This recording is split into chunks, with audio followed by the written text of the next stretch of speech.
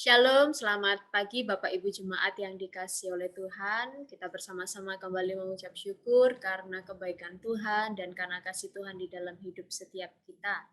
Dan pada bulan ini kita akan kembali bersama-sama memasuki persekutuan doa dan puasa.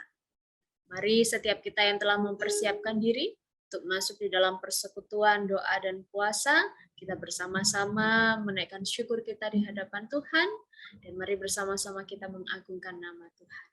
Kita akan mengawali persekutuan dan doa puasa kita pada hari ini dengan sebuah pujian yang mengatakan bahwa kita bersyukur kepada Allah oleh karena rahmat-Nya dan oleh karena kasih-Nya yang diberikan kepada kita. Syukur padamu ya Allah.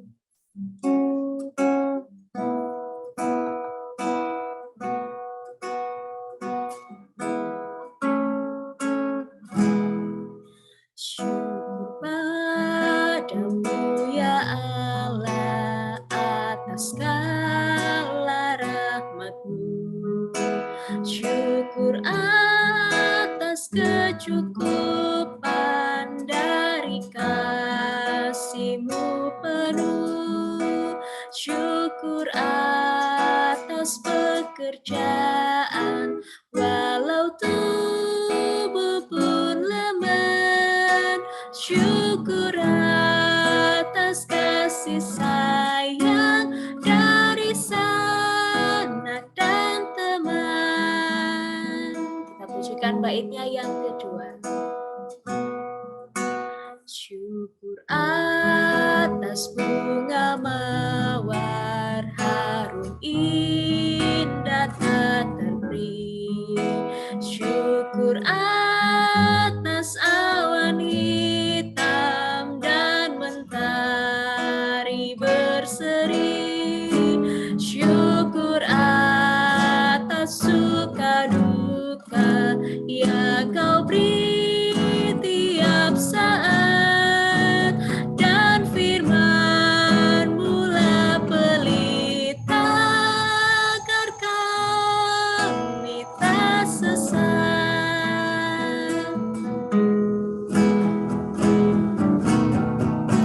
Syukur atas keluarga penuh kasih yang besar. Syukur atas perhimpunan yang memberi sejahtera. Syukur atas kekuatan kala duka dan kesal. Syukur atas pengharapan kini dan selamanya.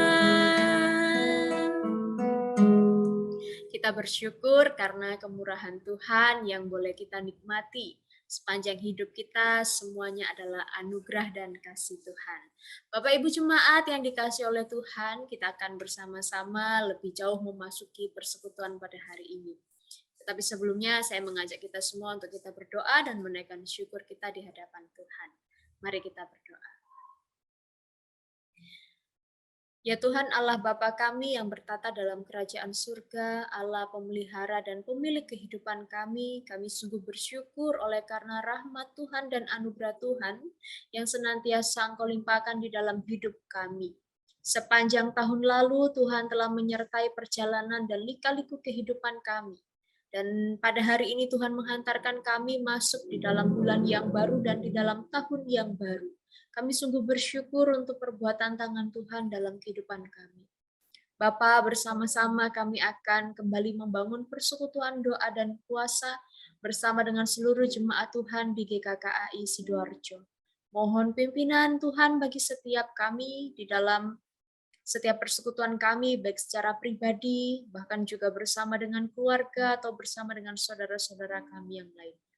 Terpujilah Engkau ya Tuhan, di dalam nama Tuhan kami Yesus Kristus, kami berdoa dan kami bersyukur, haleluya, amin.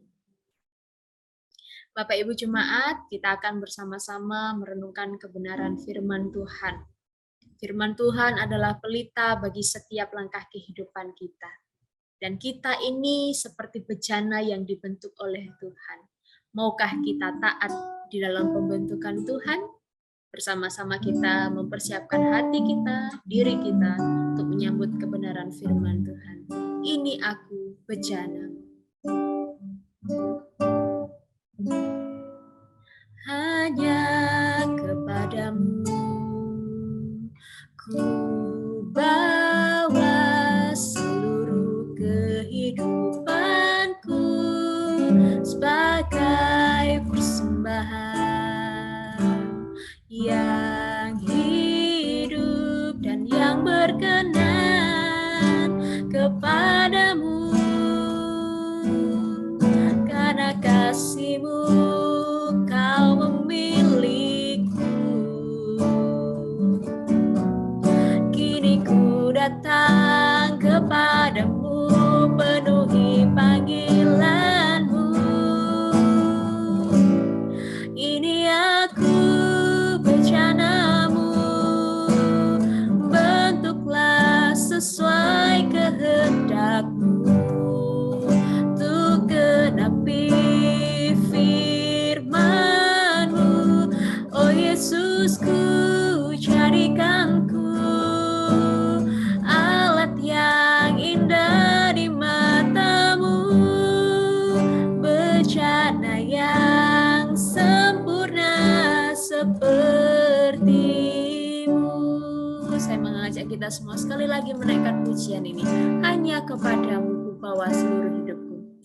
Hanya kepadamu ku bawa seluruh kehidupanku sebagai persembahan yang hidup dan yang berkenan kepadamu, karena kasih-Mu Kau memilihku. Kini ku datang kepadamu, penuhi panggilan-Mu. Ini aku, bejana-Mu, bentuklah sesuai kehendak-Mu, untuk genapi firman-Mu. Oh Yesus, ku jadikan ku alat yang indah di mata-Mu, bejana yang sempurna. Ini aku, bejana-Mu, bentuklah sesuai kehendak-Mu, untuk genapi firman-Mu. Oh Yesus, ku jadikan ku alat yang indah di mata-Mu, bejana yang sempurna seperti-Mu,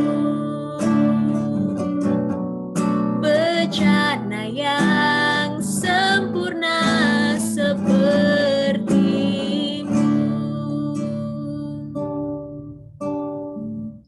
Kita akan bersama-sama memasuki perenungan firman Tuhan. Sekali lagi saya mengajak kita semua untuk bersatu di dalam doa. Mari kita berdoa. Ya Tuhan Allah Bapa kami, pada saat ini setiap kami yang hadir di dalam persekutuan doa dan puasa di tempat kami masing-masing, kami telah siap merenungkan kebenaran firman Tuhan. Sekali lagi kami mohon pimpinan-Mu ya Tuhan, bagi pikiran kami, bagi hati kami, dan juga bagi seluruh waktu yang akan kami pergunakan. Pimpinlah kami, di dalam nama Tuhan kami Yesus Kristus, kami siap merenungkan firman-Mu. Amin. Kita akan bersama-sama membuka satu bagian perenungan kita pada hari ini. Persekutuan doa dan puasa kita hari ini telah sampai di dalam pembacaan dan juga pembahasan firman Tuhan, yaitu di dalam 1 Samuel. 1 Samuel pasalnya yang ke-25. Ayatnya yang pertama sampai ayatnya yang ke-44, tetapi kita hari ini akan bersama-sama merenungkan mulai dari ayat yang kedua sampai ayat yang ke-44. Pembacaan kita cukup panjang, tetapi saya mengharapkan Bapak Ibu Jemaat dan kita semua untuk juga boleh membacanya bersama-sama dengan saya, supaya kita lebih memahami dan kita lebih mengerti arah pembahasan firman Tuhan dan juga pembacaan firman Tuhan pada hari ini. Demikian firman Tuhan, Daud, Nabal, dan Abigail. Ketika itu ada seorang laki-laki di Maon yang mempunyai perusahaan di Karmel. Orang itu sangat kaya. Ia mempunyai 3.000 ekor domba dan 1.000 ekor kambing. Ia ada di Karmel pada waktu pengguntingan bulu domba-dombanya. Nama orang itu Nabal dan nama istrinya Abigail. Perempuan itu bijak dan cantik, tetapi laki-laki itu kasar dan jahat kelakuannya. Ia seorang keturunan Kaleb. Ketika didengar Daud di padang gurun bahwa Nabal sedang menggunting bulu domba-dombanya, maka Daud menyuruh 10 orang dan kepada orang-orang itu Daud berkata, "Pergilah ke Karmel dan temuilah Nabal, tanyakanlah keselamatannya atas namaku, dan sampaikanlah salam ini kepadanya, selamat. Selamatkah engkau? Selamatkah keluargamu? Selamatlah semua yang ada padamu. Baru-baru ini aku mendengar bahwa engkau mengadakan pengguntingan bulu domba. Adapun gembala-gembalamu yang ada dengan kami, tidak kami ganggu, dan tidak ada sesuatu yang hilang daripada mereka selama mereka ada di Karmel. Tanyakanlah kepada orang-orangmu, mereka tentu akan memberitahukan kepadamu. Sebab itu biarlah orang-orang ini mendapat belas kasihanmu. Bukankah kami ini datang pada hari raya? Berikanlah kepada hamba-hambamu ini dan kepada anakmu Daud apa yang ada padamu." Ketika orang-orang Daud sampai ke sana, berkatalah mereka kepada Nabal atas nama Daud, tepat seperti yang dikatakan kepada mereka, kemudian mereka menanti. Tetapi Nabal menjawab anak buah Daud itu, katanya, "Siapakah Daud? Siapakah anak Isai itu? Pada waktu sekarang ini ada banyak hamba-hamba yang lari dari tuannya. Masakan aku mengambil rotiku, air minumku, dan hewan bantaian yang kubantai bagi orang-orang pengguntingku untuk memberikannya kepada orang-orang yang aku tidak tahu dari mana mereka datang?" Lalu orang-orang Daud itu berbalik pulang, dan setelah sampai, mereka memberitahukan kepadanya tepat seperti yang dikatakan kepada mereka. Kemudian berkatalah Daud kepada orang-orangnya, "Kamu masing-masing sandanglah pedang." Lalu mereka masing-masing menyandang pedangnya. Daud sendiri pun menyandang pedangnya. Sesudah itu kira-kira 400 orang maju mengikuti Daud, sedang 200 orang tinggal menjaga barang-barang. Tetapi kepada Abigail, istri Nabal yang telah diberitahukan oleh salah seorang bujangnya, katanya, "Ketahuilah, Daud menyuruh orang daripada gurun untuk memberi salam kepada Tuhan kita, tetapi ia memaki-maki mereka. Padahal orang-orang itu sangat baik kepada kami. Mereka tidak mengganggu kami, dan kami tidak kehilangan apa-apa selama kami lalu lalang di dekat mereka ketika kami ada di ladang. Mereka seperti pagar tembok sekeliling kami siang malam, selama kami menggembalakan domba-domba di dekat mereka. Oleh sebab itu, pikirkanlah dan pertimbangkanlah apa yang harus kau perbuat, sebab telah diputuskan bahwa celaka akan didatangkan kepada Tuhan kita dan kepada seisi rumahnya, dan ia seorang yang dursila sehingga orang tidak dapat berbicara dengan dia. Lalu segeralah Abigail mengambil 200 roti, 2 buyung anggur, 5 domba yang telah diolah, 5 sukat bertih gandum, 100 buah kue kismis, dan 200 kue ara. Dimuatnya lah semuanya ke atas keledai. Lalu berkatalah kepada bujang-bujangnya, "Berjalanlah mendahului aku segera menyusul kamu." Tetapi Nabal suaminya tidaklah diberitahunya. Ketika perempuan itu dengan menunggang keledainya turun dengan terlindungi oleh gunung, tampaklah Daud dan orang-orangnya turun ke arahnya dan perempuan itu bertemu dengan mereka. Daud tadinya telah berkata, "Sia-sialah aku melindungi segala kepunyaan orang ini di padang gurun, sehingga tidak ada sesuatu pun yang hilang dari segala kepunyaannya. Ia membalas kebaikanku dengan kejahatan."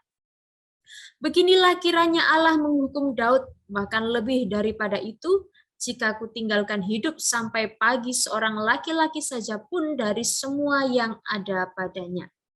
Ketika Abigail melihat Daud, segeralah ia turun dari atas keledainya, lalu sujud menyembah di depan Daud dengan mukanya sampai ke tanah.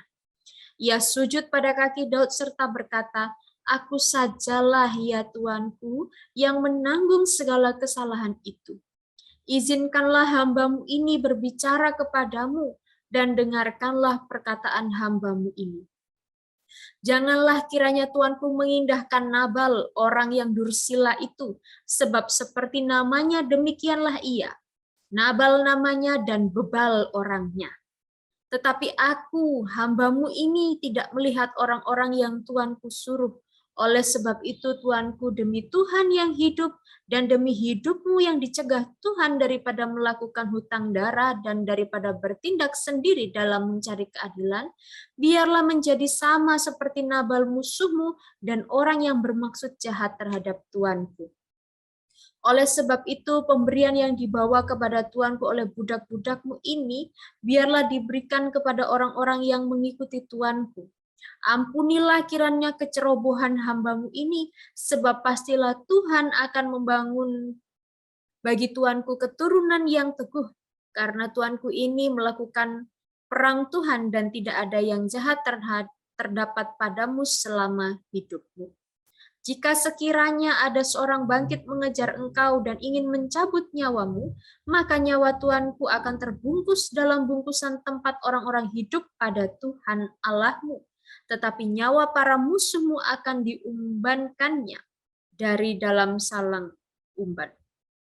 Apabila Tuhan melakukan kepada Tuanku sesuai dengan segala kebaikan yang difirmankannya kepadamu dan menunjuk engkau menjadi raja atas Israel, maka tak usahlah Tuanku bersusah hati dan menyesal karena menumpahkan darah tanpa alasan, dan karena Tuanku bertindak sendiri dalam mencari keadilan. Dan apabila Tuhan berbuat baik kepada Tuanku, ingatlah kepada hambamu ini. Sampai di sini pembacaan kita.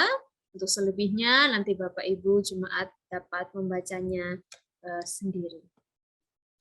Hari ini bersama-sama kita merenungkan di dalam bagian ini dengan perikop 3 nama tokoh begitu ya, Daud, Nabal, dan juga Abigail. Mungkin dari setiap kita sudah pernah membaca bagian ini atau bahkan juga sedikit merenungkan di dalam bagian ini. Ada sebuah peribahasa yang mengatakan demikian, air susu dibalas dengan air tuba. Bapak Ibu Jemaat, saya yakin semua kita sudah pernah tahu apa arti daripada peribahasa air susu dibalas dengan air tuba, yaitu sebuah kebaikan yang dibalas dengan sebuah kejahatan. Seperti yang disampaikan oleh Daud di dalam perikop ini, sia-sialah aku telah berbuat baik kepadanya, yaitu Nabal, tetapi dibalasnya dengan kejahatan. Bagaimana rasanya? Tentu saja tidak enak. Tentu saja setiap kita tidak mau mengalaminya dan tidak ingin mengalaminya. Tetapi di dalam dunia ini itulah yang terjadi. Kita pasti pernah merasakan hal yang serupa, hal yang demikian. Bapak Ibu Jemaat yang dikasihi oleh Tuhan, di dalam bagian ini sungguh menarik. Kenapa? Karena di dalam satu perikop pasal 25 di ayat yang pertama itu dipisah perikopnya dengan ayat yang kedua hingga ayatnya yang ke-44. Jadi di ayat yang pertama di sana diberikan perikop tentang kematian daripada Samuel. Lalu apakah kaitan dan hubungannya antara perikop di ayat yang pertama tentang kematian Samuel dengan perikop antara Daud, Nabal, dan Abigail? Mari bersama di dalam bagian ini kita akan melihat. Pada saat itu, kondisi dan status Daud ini masih di dalam masa-masa pelarian gitu ya. Kalau di ayat 24 kita melihat bahwa di sana ketika Daud memiliki kesempatan untuk menghabisi begitu ya, membalaskan perbuatannya terhadap Saul, tetapi Daud lebih memilih membiarkan Saul itu hidup sebab ia lebih takut akan Tuhan. Sebab ia tahu bahwa Saul adalah pribadi yang telah diurapi Tuhan. Sehingga orang milik Tuhan, orang yang dipilih Tuhan, itu hanya Tuhan sajalah yang berhak untuk membalaskan segala perbuatannya. Dan kemudian setelah itu Daud tidak lagi berjumpa dengan Saul. Tetapi setelah itu ada kabar kematian, yaitu berita duka, yaitu di mana Samuel mengalami kematian dan menyisahkan duka di antara seluruh rakyat Israel. Kalau kita memperhatikan di sana, di ayat yang pertama disebutkan bahwa seluruh orang Israel berkumpul meratapi dia. Seluruh orang Israel berkumpul dan meratapi kematian Samuel. Sehingga di dalam bagian ini, Bapak, Ibu, Saudara, ketika kematian Samuel, maka bisa jadi ini membuka peluang bagi Saul, begitu ya. Di mana ketika Samuel mati, maka tidak akan ada lagi penasihat rohani seperti Samuel. Tidak ada lagi nabi, tidak ada pemimpin rohani yang mengarahkan kehidupan umat, bahkan yang menegur Saul atau memarahi Saul begitu, atau yang mengontrol Saul karena tindakannya yang tidak benar. Dan kematian Samuel ini membuat Saul memiliki kesempatan besar untuk memburu dan membunuh Daud lebih lagi.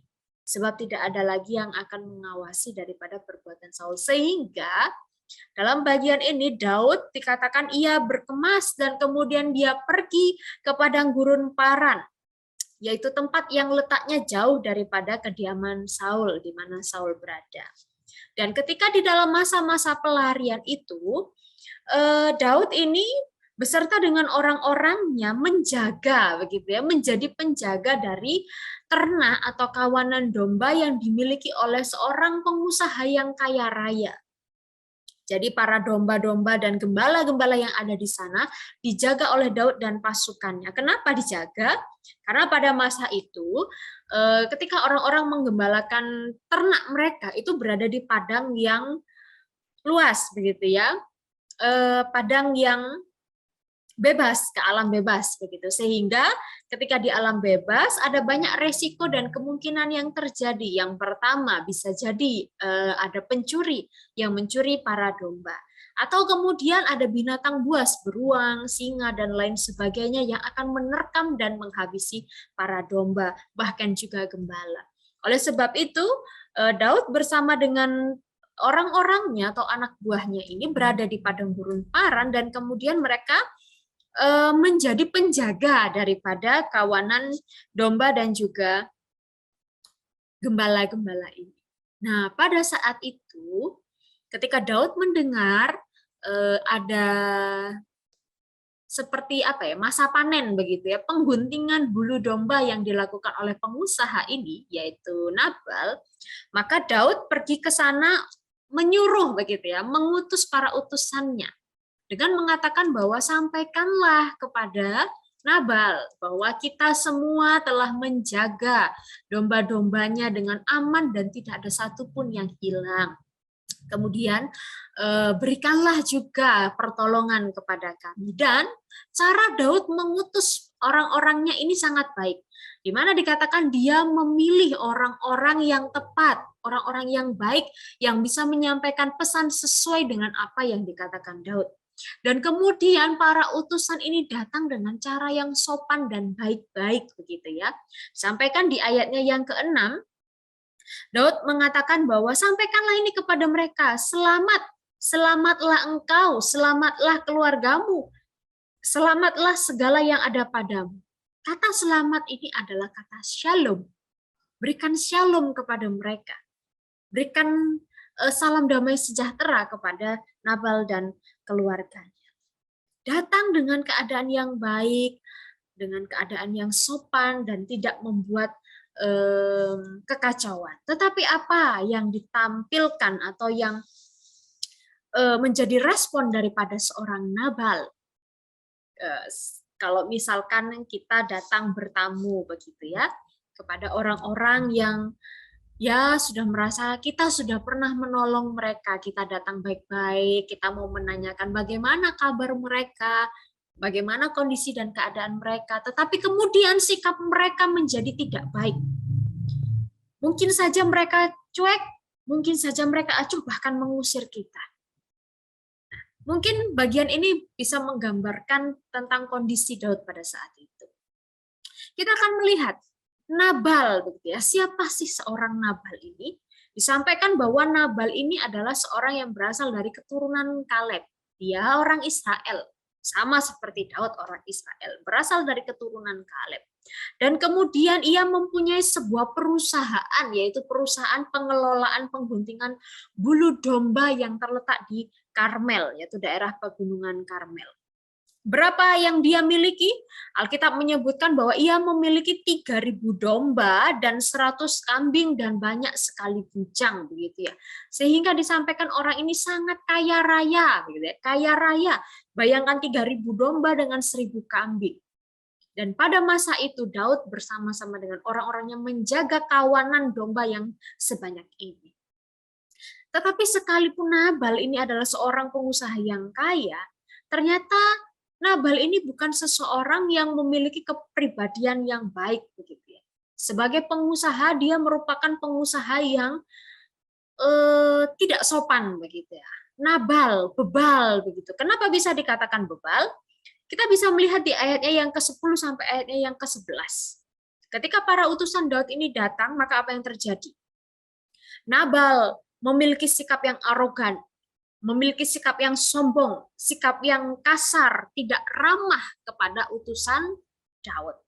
Para utusan datang dengan baik-baik, tetapi yang disampaikan oleh Nabal adalah perkataan-perkataan yang kasar, sikap tidak menerima mereka dan tidak sopan.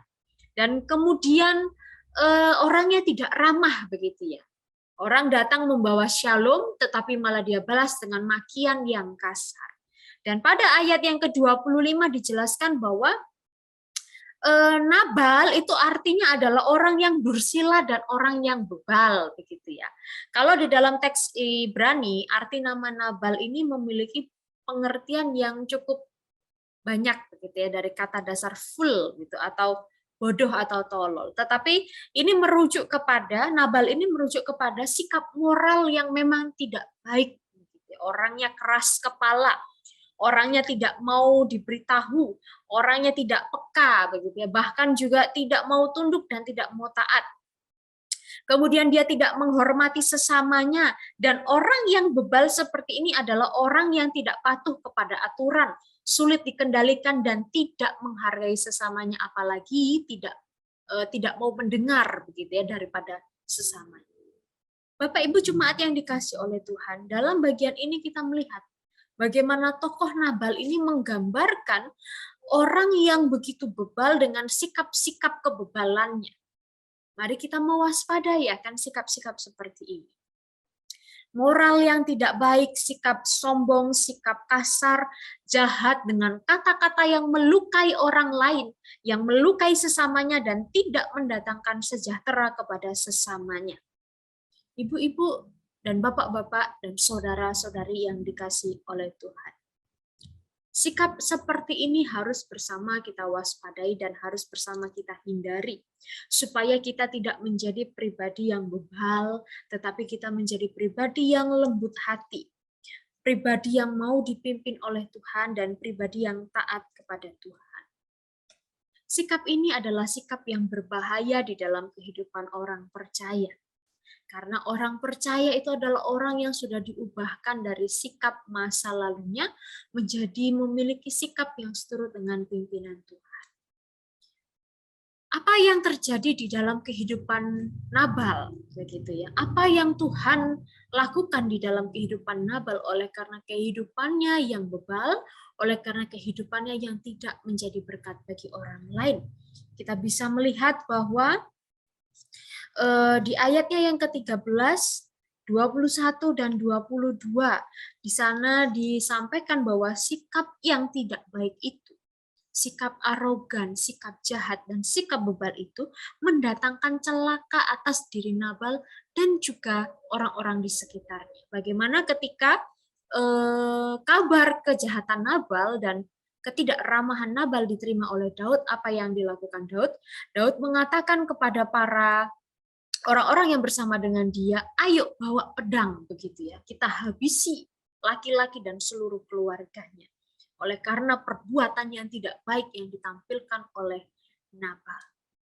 Sehingga bukan hanya dia saja yang akan merasakan akibatnya, tetapi orang-orang yang ada bersama dengan dia juga. Tetapi pada bagian ini, Daud tidak jadi melakukan perbuatannya, begitu ya, tidak jadi membalaskan perbuatan Nabal oleh karena dicegah oleh Abigail yang juga dipakai oleh Tuhan. Dan apa yang dilakukan oleh Tuhan secara pribadi kepada Nabal, Tuhan menghukum Nabal, yaitu ketika dia saat itu mendengar berita bahwa istrinya Abigail telah memberikan bantuan kepada Daud dan orang-orangnya, maka seketika itu dia mengalami jantung yang berhenti dan tubuhnya kaku, begitu ya. Mungkin bagian ini bisa menggambarkan bagaimana kondisi ketika seseorang tiba-tiba mengalami kaget, begitu ya, kaget jantung atau serangan, begitu ya, dan yang membuat dia seperti shock, diam, tidak bisa bergerak, atau bahkan juga ini bisa seperti kondisi stroke, begitu ya, karena saking terkejutnya, saking kagetnya, begitu ya, sehingga dia mengalami kondisi yang seperti ini. Dan 10 hari kemudian Nabal ini mati oleh karena Tuhan menghukum Nabal. Bapak, Ibu, Saudara yang dikasihi oleh Tuhan, Tuhan tidak membiarkan kondisi umatnya yang telah ditebus oleh Dia, yang telah menerima kasih-Nya, itu menjadi pribadi yang kembali seperti kondisi masa lalunya, yang tidak mau mempedulikan sesamanya, yang hidupnya terus-menerus menyakiti sesamanya. Tuhan tidak akan tinggal diam, Dia akan bertindak atas umatnya. Karena Tuhan tidak akan membiarkan orang-orang yang telah menerima kasih karunia-Nya keluar daripada kasih karunia-Nya dan tidak mau dipimpin oleh Tuhan. Mungkin ketika ada seseorang yang ingin meminta bantuan kita, atau ketika kita hendak memberikan bantuan, tetapi kita merasa bahwa kita tidak bisa, kita tidak sanggup dan belum bisa menolong mereka, marilah kita menggunakan kata-kata yang baik, sikap yang baik, alasan yang baik, supaya setiap kata dan sikap kita tidak balik menyakiti orang lain. Seandainya pada saat itu Nabal yang tidak mau membantu Daud mengatakan dengan kalimat yang baik, mungkin kekacauan dan juga hal-hal ini tidak terjadi di dalam kehidupan Nabal. Mungkin pada saat itu karena Nabal takut atau karena Nabal khawatir, kisah seperti yang terjadi di pasal 21 dan pasal 22, yaitu di mana ketika seorang imam memberikan bantuan kepada Daud, maka Saul membunuh imam tersebut. Mungkin hal itu yang menjadi alasan ketakutan daripada Nabal, sehingga dia menolak untuk menolong dan memberikan sebagian dari apa yang seharusnya diterima oleh Daud. Tetapi seandainya memang demikian, mari bersama kita menggunakan cara yang seperti Tuhan ajarkan. Bukan mengusir sesama kita, bukan menyakiti sesama kita, dan bukan mengecewakan sesama kita. Bersama-sama kita belajar. Pada bagian yang pertama ini, apa yang bisa kita renungkan dari sikap bebal seorang Nabal yang tidak menghargai sesamanya dan bahkan tidak mau taat kepada Tuhan. Yang pertama, Bapak, Ibu, Saudara dikasihi oleh Tuhan, kita telah menerima dan merasakan kasih Tuhan, karena kita adalah orang-orang yang telah ditebus oleh Dia. Dan hendaklah setiap kita menggunakan kasih itu untuk menolong sesama kita, untuk memperhatikan sesama kita yang membutuhkan bantuan atau bahkan membutuhkan perhatian kita. Jika seandainya kita pun masih belum bisa menolong, mari kita juga menggunakan cara yang Tuhan ajarkan. Tetap dengan cara yang baik, tetap dengan cara mengasihi, tetap dengan perkataan yang memberkati orang lain dan tidak membuat orang lain sakit hati dan menimbulkan kekacauan. Orang yang telah menerima kasih Tuhan akan mampu memperlakukan sesamanya juga dengan baik, tidak menyakiti mereka. Dan yang kedua adalah, mari bersama-sama kita mengoreksi diri. Dan kita berusaha membuang segala bentuk-bentuk kebebalan di dalam hidup kita, karena kita adalah ciptaan baru. Kita harus bersama-sama mewaspadai akan sikap bebal ini. Sebab suatu kebebalan tidak akan mendatangkan kebaikan bagi kita atau bahkan juga bagi orang-orang di sekitar kita. Sikap yang bebal tidak mendatangkan berkat, dan tentunya sikap ini tidak berkenan di hadapan Tuhan karena bertolak belakang dengan karakter daripada Tuhan yang penuh kasih, yang penuh perhatian, dan yang mengasihi orang-orang yang terabaikan. Mungkin di dalam hidup kita masih terus berjuang. Mungkin di dalam diri kita masih terus berjuang untuk membuang segala sikap dan bentuk-bentuk kebebalan. Mari bersama-sama kita terus berjuang memohon pertolongan kepada Tuhan, supaya segala sikap yang buruk itu diubahkan menjadi sikap yang baik dan sikap yang berkenan bagi Tuhan. Karena sikap yang jahat akan mendatangkan keburukan bagi kita dan orang-orang di sekitar kita. Tetapi sikap kasih, sikap yang baik yang telah diajarkan oleh Tuhan dan yang kita terapkan dalam hidup kita akan mampu memberkati orang lain dan berkenan di hadapan Tuhan. Yang kedua, kita akan melihat dari sosok seorang Abigail. Siapakah Abigail ini? Dengan jelas disampaikan di sana bahwa Abigail ini adalah istri daripada Nabal. Kalau kita melihat perbandingannya sangat terbalik begitu ya. Suaminya adalah seorang yang keras, seorang yang bebal, tetapi Abigail disebutkan adalah perempuan yang cantik, perempuan yang bijaksana, yang sungguh karakternya bertolak belakang. Sikap Abigail yang disebutkan begitu baik, yang dicatat di dalam ayatnya yang ketiga B begitu, disebutkan bahwa dia adalah seorang perempuan yang bijak, seorang perempuan yang cantik. Dia bukan hanya cantik secara fisiknya, tetapi hatinya juga cantik, sikapnya cantik, karakternya cantik, dan dia punya inner beauty. Ketika ia menyadari bahwa Nabal ini tidak menggubris begitu ya, tidak mempedulikan apa yang seharusnya dia berikan kepada Daud dan orang-orang yang telah menjaga domba-dombanya di gurun Paran, maka Abigail ini memiliki satu kepekaan yang baik begitu ya. Sikap yang baik dan bijaksana menanggapi kondisi yang ada. Dikatakan di ayatnya yang ke-14 bahwa Abigail ini memiliki sikap yang mau mendengar. Pada saat itu bujangnya, bawahannya, budaknya daripada suaminya, karena dia adalah seorang nyonya, begitu ya, itu datang memberitahukan kepada Abigail apa-apa yang telah dilakukan Nabal terhadap para utusan Daud. Kemudian bawahannya ini menasehatkan, ayo tindakan apa yang bisa kamu lakukan bagi orang-orang suruhan Daud supaya tidak mendatangkan celaka atas tuan kita Nabal. Abigail ini seorang yang baik, seorang yang mau mendengar, dia mau mendengar dan memperhatikan perkataan dan usulan begitu ya, nasihat daripada bawahannya sekalipun dia adalah seorang nyonya yang besar. Dia menghargai sesamanya sekalipun sesamanya itu mungkin tidak selevel dengan dia. Sikap yang baik. Dan dia memiliki sikap yang rendah hati.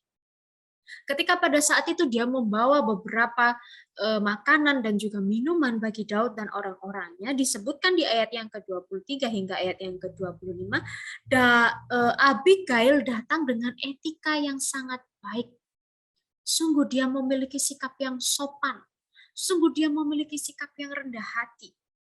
Ketika dia melihat Daud, pada saat itu dia turun dari keledainya dan kemudian dia sujud di hadapan Daud, mukanya sampai ke tanah.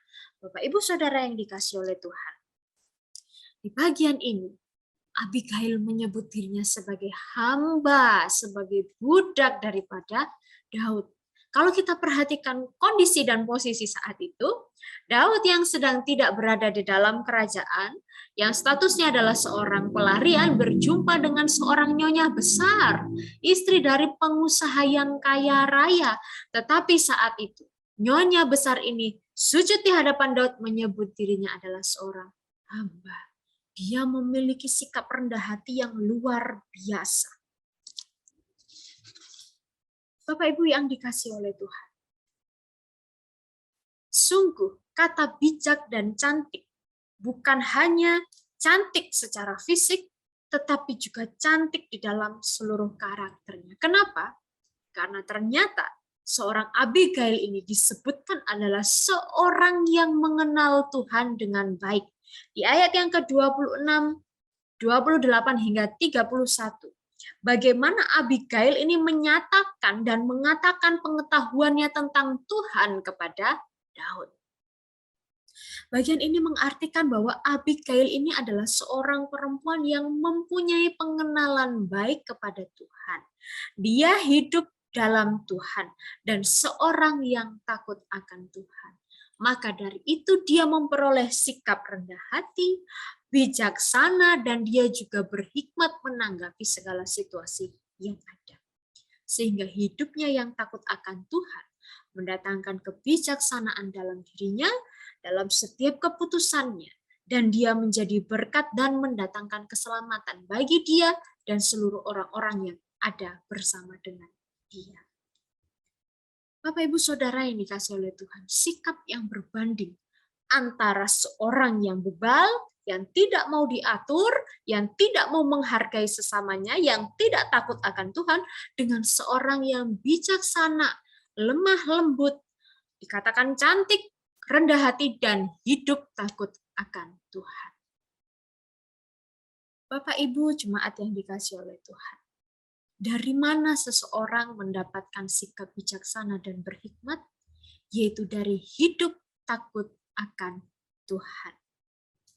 Sikap bijaksana yang diperoleh oleh Abigail ini tidak didapat dari pengetahuannya, tidak didapat dari kekayaannya, dan tidak didapat dari kepandaiannya, tetapi dari hidup takut akan Tuhan. Orang yang takut akan Tuhan akan selalu mencari Tuhan. Orang yang takut akan Tuhan akan selalu mendahulukan Tuhan dan mencari Tuhan di dalam setiap keputusan dan juga di dalam setiap pertimbangan. Orang yang hidup dekat dengan Tuhan akan selalu mau belajar, akan selalu mau mendengar, dan akan selalu bersikap sesuai dengan firman Tuhan. Hati-hati ketika kita memiliki sikap tidak mau mendengar, tidak mau diatur, dan tidak mau dinasihati. Itu merupakan salah satu ciri-ciri bentuk kebebalan di dalam diri kita. Bersama kita tinggalkan sikap hidup itu karena kita adalah orang-orang yang telah ditebus dan hidup di dalam anugerah Tuhan. Orang beriman diberi Tuhan kebijaksanaan, yaitu kebijaksanaan yang dipakai untuk mengalahkan segala bentuk kejahatan di dalam kehidupan kita. Selain dari setiap kita memerlukan perjuangan begitu ya untuk mau diubahkan oleh Tuhan, untuk menegakkan kebaikan dan juga kebenaran di dalam hidup kita sebagai orang beriman, mari bersama-sama kita memiliki hidup yang senantiasa mencari Tuhan dan firman-Nya yang menolong kita, mengoreksi kita, dan mengarahkan kita kepada setiap perbuatan baik yang berkenan di hadapan Tuhan. Kita dipilih oleh Tuhan, bukan saja untuk diri kita sendiri, tetapi kita dipilih Tuhan supaya kita juga mampu membagikan kasih dan kebaikan Tuhan kepada sesama kita yang ada. Keluarga kita, saudara-saudara kita, atau bahkan orang-orang yang ada di sekitar kita. Mari bersama-sama memperhatikan dua perbandingan sikap ini. Sebagai pribadi yang telah Tuhan ubahkan, mari bersama-sama kita memiliki hidup yang bijaksana, hidup yang baik, dan hidup yang penuh dengan kasih Tuhan. Dan kita membagikan kasih dan kebaikan Tuhan bagi sesama kita. Kiranya perenungan pada hari ini boleh memberkati setiap kita. Belajar daripada kisah Daud, Nabal, dan Abigail. Kiranya setiap kita boleh menjadi pribadi yang senantiasa hidup takut akan Tuhan, sehingga kita diberikan hidup yang bijaksana, berhikmat, sesuai dengan apa yang Tuhan kehendaki. Mari kita bersatu di dalam doa.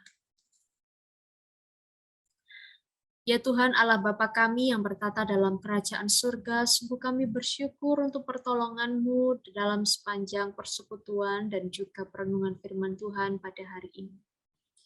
Kami memohon ya Bapa, supaya kiranya Engkau boleh senantiasa menolong dan mendampingi kami di dalam menjalani hari-hari kehidupan kami yang penuh dengan tantangan, penuh dengan segala kejahatan yang ada di sekitar kami. Kiranya Tuhan senantiasa menganugerahkan kepada kami hikmat dan kebijaksanaan, supaya kami sungguh-sungguh memiliki kehidupan yang sesuai dengan tuntunan-Mu ya Tuhan. Dan kami boleh menjadi pribadi-pribadi yang mengasihi sesama kami, dan menjadi berkat bagi sesama kami. Supaya orang lain pun juga mendengar kabar keselamatan tentang Tuhan, dan orang lain pun boleh merasakan kasih Tuhan. Terima kasih Bapa. Pimpinlah dan tolonglah sepanjang persekutuan kami. Di dalam nama Tuhan kami Yesus Kristus, kami berdoa dan bersyukur. Haleluya. Amin.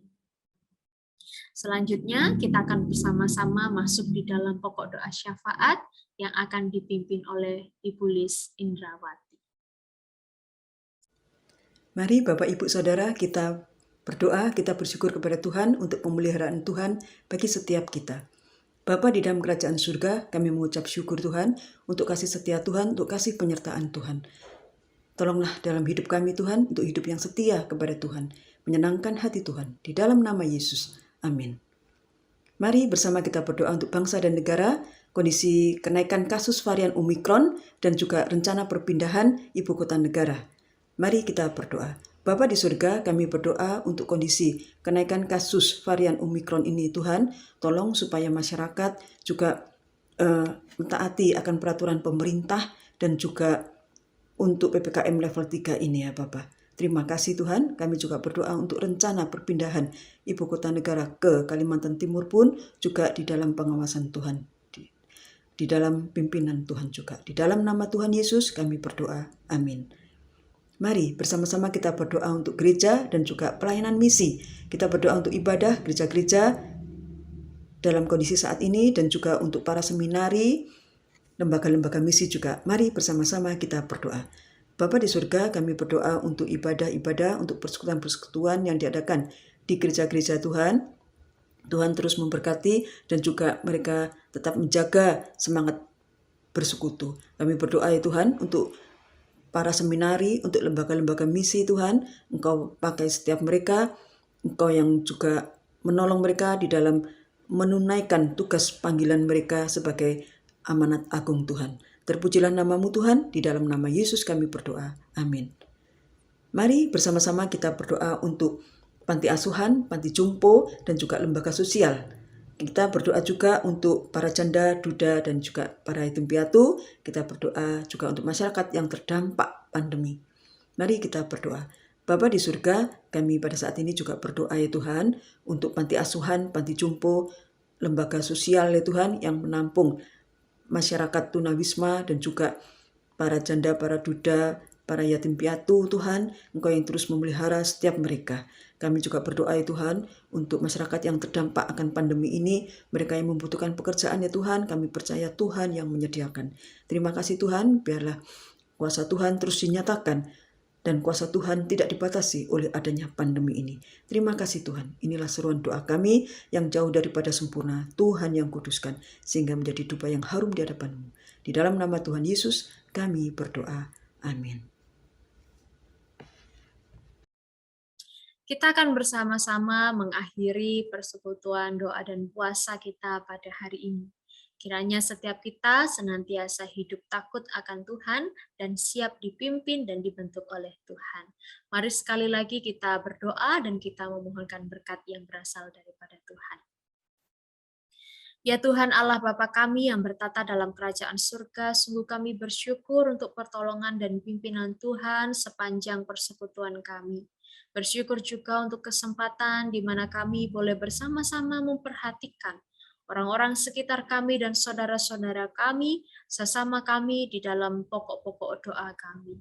Kiranya sepanjang persekutuan kami ini dan kehadiran kami boleh berkenan di hadapan-Mu, ya Tuhan. Terpujilah Engkau.